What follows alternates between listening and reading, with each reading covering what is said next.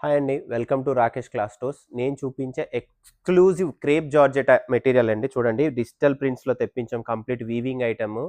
చాలా exclusive item అండి. చూడండి డిజైన్స్ చూపిస్తున్నాను నేను మీకు. అన్నీ కూడా బడ్జెట్ ఫ్రెండ్లీ రేంజ్‌లో ఇస్తున్నాము.